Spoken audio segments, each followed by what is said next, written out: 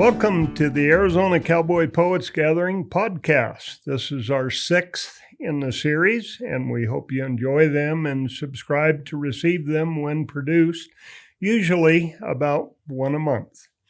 I am Jim Buchanan, committee chairman for the Arizona Cowboy Poets Gathering, and I've served on the committee now, I guess I can say 36 years because we're working on the 38th, and I was not there for the first 2, but I've been there ever since. I want to thank Fane's Signature Group, Talking Glass Media, Guy Rodginson, director, Cast 11, Tony Tedford, who's here in the studio with us, multimedia producer, and all their staff. They've been wonderful to work with, professional, and we do highly recommend them.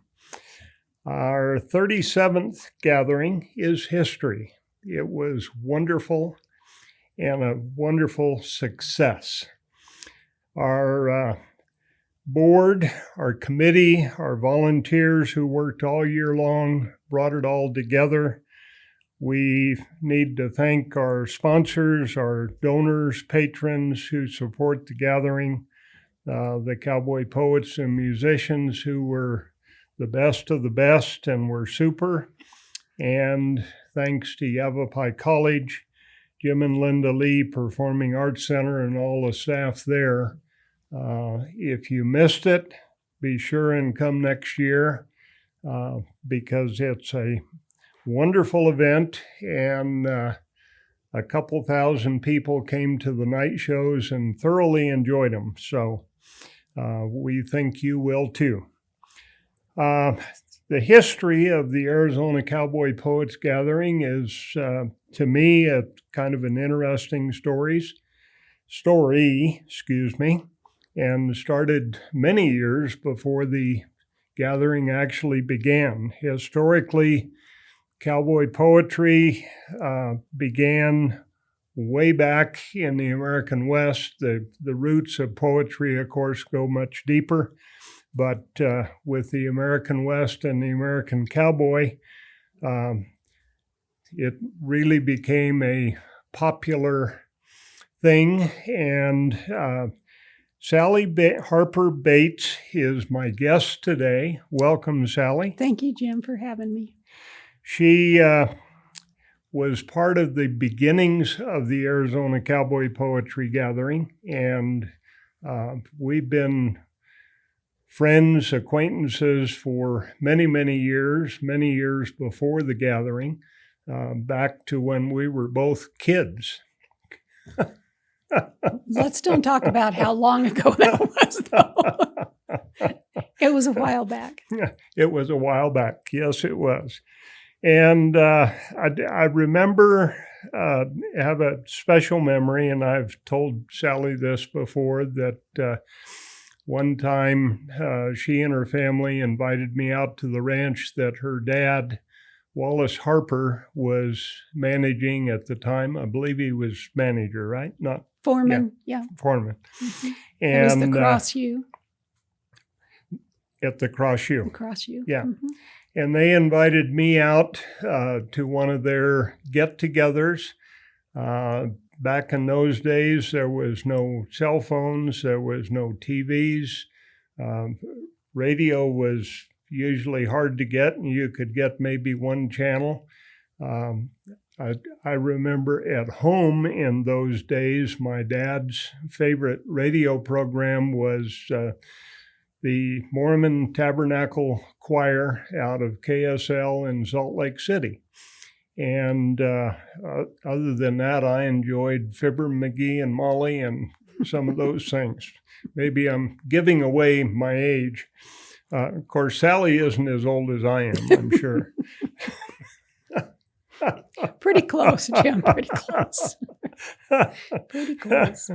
But anyway, at the get-together at the ranch, that was really my first exposure to cowboy poetry and true cowboy music, not Western music, not Western swing, not what's on the radio stations today, but when a cowboy and or his wife or maybe family sat around a campfire in the evenings and told stories, recited poems that they had learned, sang songs, and it was just a wonderful time. And I've always recalled that with a kind of a special fondness. And so I've invited Sally to be here today to talk about a little bit about her experiences before the gathering, in those times when cowboy poetry was just shared at home, maybe with neighbors or friends mostly, or family, but there was no audience. Well, sometimes there was an audience. My mom was a great one for having the neighbors come over. And we had neighbors that played guitar and sang and did music together. My dad played the guitar, and we used to play old 78 records that he had, a whole collection of them. And it was the Sons of the Pioneers, early in their recording years. And a lot of those records just held cowboy music. And I say cowboy, meaning it was about cowboys, for cowboys. We almost wore out all of those 78 records.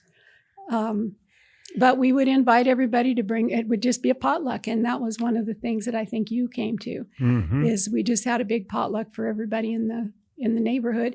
And Mom would load us kids in the Jeep, and we would go neighbor to neighbor to neighbor to neighbor and invite them, because of course there were no phones. And we did have a phone. It was an 8-line party line. And most of the neighbors knew already that we were having a party if somebody called somebody, because everybody answered the phone, whether they were supposed to or not. So we did have audiences. We invited everybody to come over that wanted to, and anybody that played guitar or sang or recited poetry were given a time to share whatever they brought with them. Yep. Nice. And it was special. Very. I really. Very special.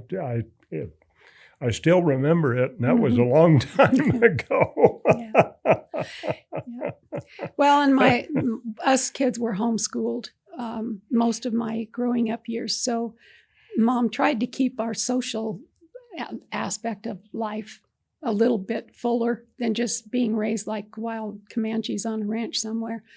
And that was part of her efforts, was bringing in people that played music and were literary. The gentleman that my dad worked for, Chuck Lakin, who at the time owned a feedlot in Welton and eventually started Lakin Pellet Mill. He was actually the first in Arizona to start making pellets for horse feed.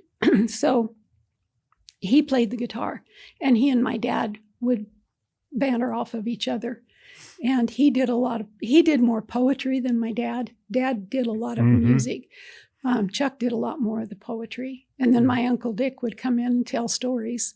And so that whole combination of the stories and the poetry and the music and just sharing that with friends and family, and it was very special. It was a time of my life that I consider to be one of the better times of my life.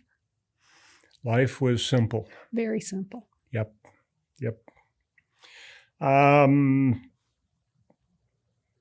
Then kind of the world evolved, and give us a little of your perspective of how cowboy poetry began to become an activity where the public was invited to come and listen and learn. Yeah, outside of those kind of gatherings, I had no idea that there was any such thing as a cowboy poetry gathering until Warren Miller from the Charlotte Hall Museum went to Elko. And at the time, I was friends with a young man by the name of John Kennedy, who was actually a judge in Mayor for a while. But we were good friends. He had a print shop, and he was doing some jobs for me. He mentioned to me that he and Warren were going to Elko. And when he came back, I went over and asked him, what was that all about? What was it like? And And that was my first introduction that there even was such a thing. and Elko was the beginning of cowboy poetry gatherings. Not exactly. Okay. Not exactly. There was a woman who lived up in Nevada, not far from Elko, I think, if I remember right. Her name was Sarah Sweetwater. And according to Vess Quinlan, Sarah was doing gatherings of cowboys to present their poetry before Elko started. Oh, really? Mm-hmm. So she kind of got left in the dust. Hal Cannon, who was, I forget what his title was, but he worked in Elko. And he kind of took that, and he and Warren put together small groups of older cowboy poets like Everett Brizendine and Slim Kite, and some of those that were early on in our gathering. And he traveled a lot around the West and even took them back east. And I'm not absolutely sure, but I think they went overseas. And he took them for a couple of years and did cowboy poetry presentations that way. But then when he got in touch with Hal Cannon and went to Elko, then he brought that whole venue and that whole genre back into Arizona and started the first gathering, which I got involved with through John Kennedy because he was on the first committee and invited me to come and help out with that. So that's how I got involved in it. And the first 2 years were at the Prescott Resort? Yes. Yes. And you were, of course, part of that. I guess in those days you were helping to make sure it all happened, working on a committee, even though I'm not sure you even called yourselves a committee back in those days. No, it was just a bunch of us got together. I think Warren called us a committee. We just called us a bunch of crazies. But having the love for the poetry, which I grew up with that love of it too, because my grandmother had met Charlotte Hall, and we were homeschooled. So my grandmother had a library in her nursing home, and she had all of Charlotte Hall's books and a lot of other poetry too. And I would get stuff out of her library and take it home.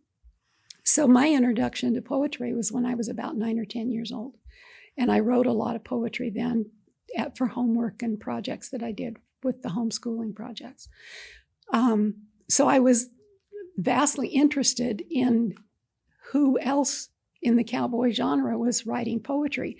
And one thing I heard commented on substantially was that we all were shocked that there were that many of us out there who were actually poets.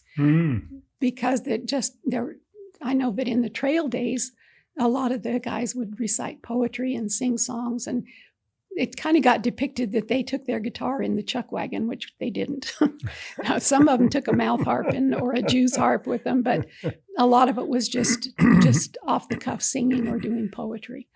And in the early trail days in Texas, I understand that a lot of those men came over from Ireland, and they brought a lot of the old Irish ballads over, and then they would just change the words to suit the environment that they were in. And a lot of the old cowboy ballads, they came from the Irish ballads that were brought over with the Irish. So it goes back so far as just even being with the early immigrants, bringing old poetry and music over and then just getting shifted around so that it suited their environment better.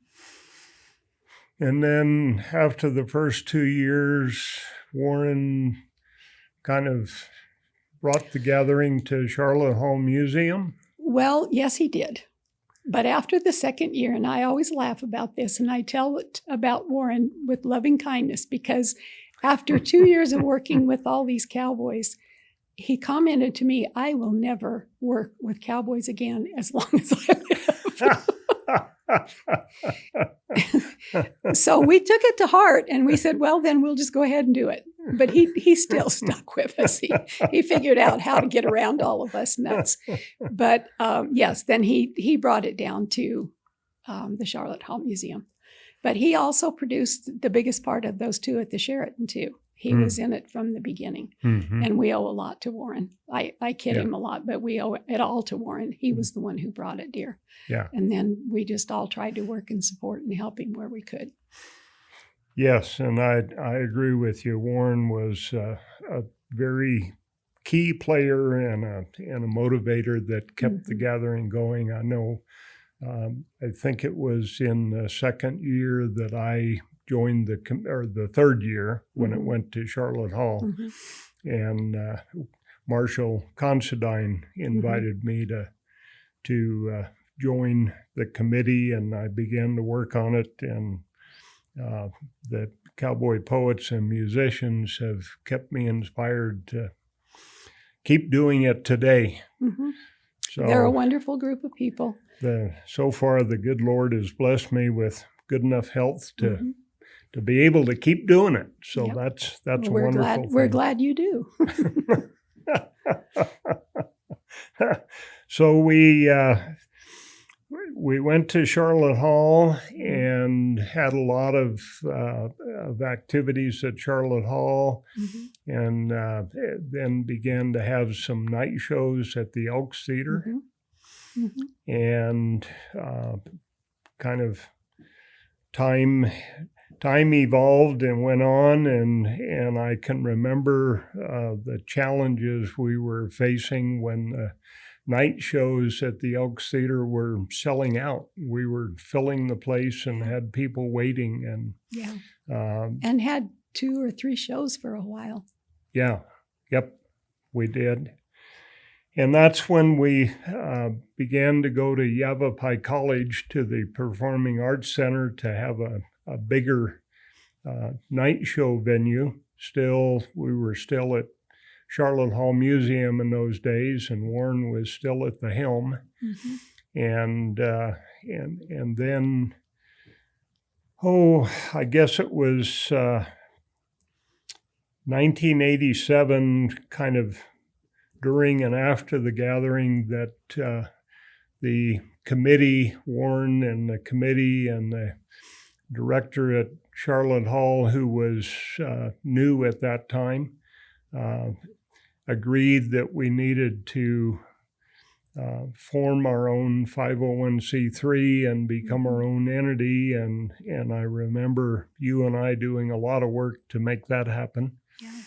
And I've always appreciated and still appreciate, Sally, that you've continued to have an interest in the Arizona Cowboy Poets Gathering. And often when we see each other or communicating via email or however it may be, you say, if there's anything I can do, let me know, and I'll sure try to do it. And you've always done that for us. I just don't like to come to all the committee meetings and all that, but I'm there if you need me. I'm a ranch kid. I don't like committees. So, share with us a little bit about, and I think you recall this even better than I do, although this year at the gathering, Mike Dunn wrote a poster poem. I don't know, did you see it? No, I didn't. Well, he went back and mentioned a lot of the names from years past. Oh, wow. And I wonder if you'd share a few of those with us from your memory, and maybe anything special about them. Everett Brizendine, as you mentioned earlier, was a wonderful cowboy and a wonderful poet. Nice, very nice. Well, a lot of the early ones that I remember, they did not write a lot of their own poetry. They carried the classics in. And so when we first started doing it, we really kind of gave them a place of honor. And it was like, you asked me to remember something, and I blinked since yesterday, so I'm not sure how good I'm going to do that. But Everett Brizendine, Slim Kite, who else? Gosh, I should have made a list. I'm sorry, Jim. But my main point with those is that even though they were poets, they didn't bring a lot of the fresh poetry that they wrote. They did bring some. Slim Kite wrote some very funny poems. They were short and very what people would call doggerel, but they were still just incredible because they carried such a story. But those early ones that we brought in, that probably a lot of them are mentioned in Mike's poem, they brought the classics. They brought the poetry that people like Mr. Thorpe and some of those guys that put together books and collections of cowboy poetry and music, they brought a lot of those to the gathering, which to me, that's what the heart of the gathering was.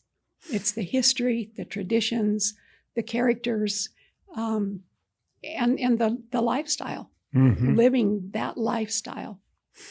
And I think that there was a few that, as we're talking, I'm kind of reminded of Georgie Sicking. Oh, Georgie Sicking, yeah.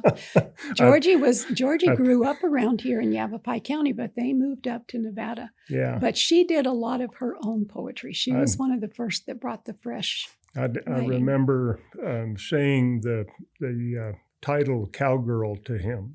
To her. And having Georgie correct me. And yes. Jim, no, I am not a cowgirl. No. I am a cowboy. Yep.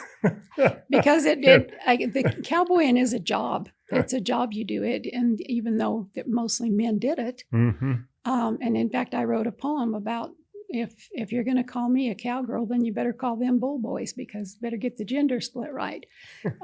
But Georgie would kind of lose her mind a little bit if you called her a cowgirl. Yeah, Georgie was a peach. And then there was another one of my favorites through the years was Carol Jarvis. Oh yeah, Carol and Dan Jarvis both were excellent poets, and Carol passed away a couple of years ago, but was one of those wonderful ladies that brought a lot of good poetry to the gathering and had a lot of audience appeal. She did.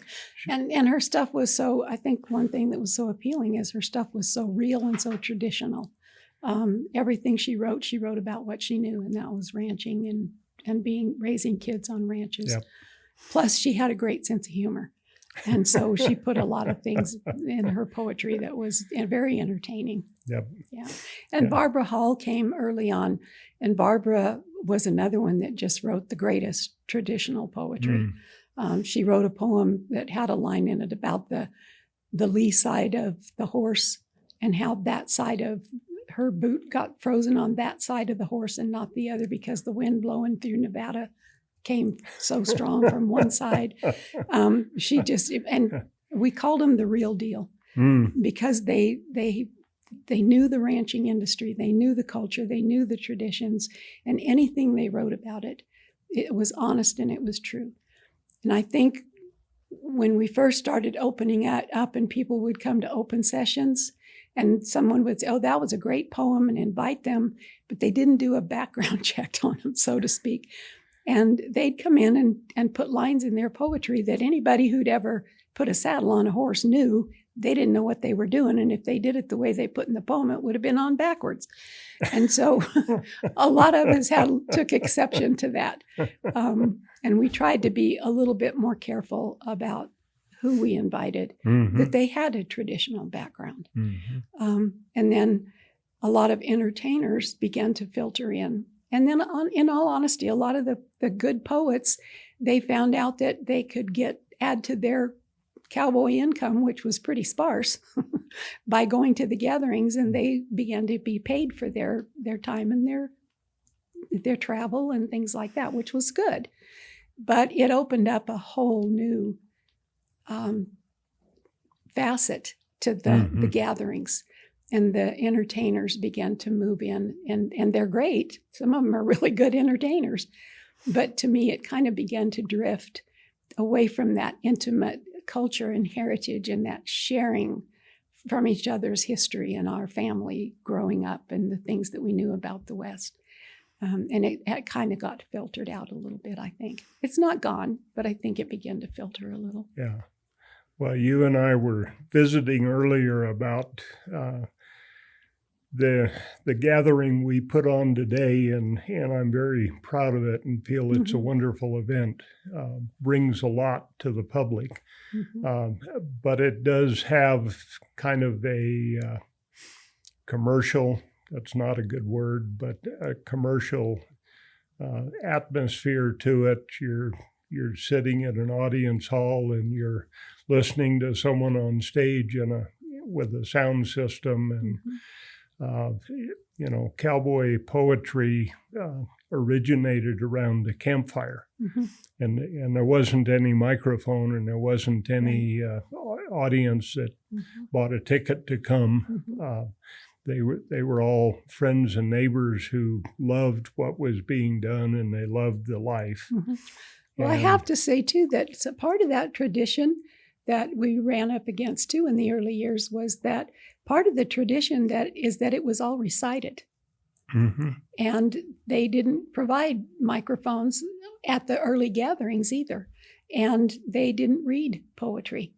And a lot of, I didn't get invited to a lot of poetry gatherings because I read my poetry. I didn't memorize it. And they wanted traditional reciters. And so even that part of it has somewhat been filtered out too. And with the microphones and the stages and all of that, the more entertainment part of it, they are very reciting. They recite, they know their music, they know their poetry, and that's part of the entertainment part of it that hasn't been a bad thing. It's been a good thing.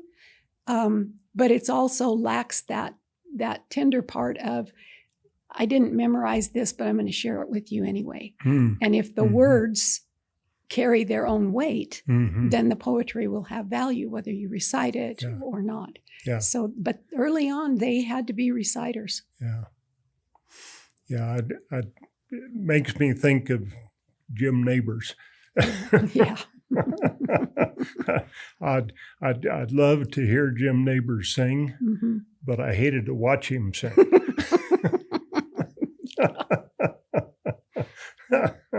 And I think, Sally, what you've just mentioned, if you are really concentrating as you hear cowboy poetry, if you really concentrate on the words and what's being said, you'll often find something in the poetry and the poem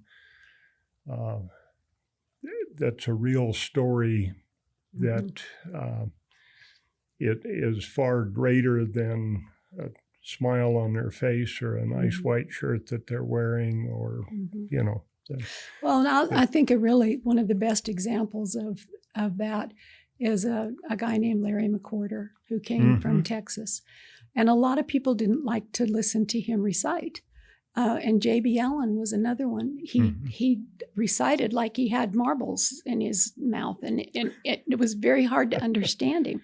If he could get on the microphone and would keep it close. But if you just listen to the words, he was one of the most incredible wordsmiths that was part of the early gatherings.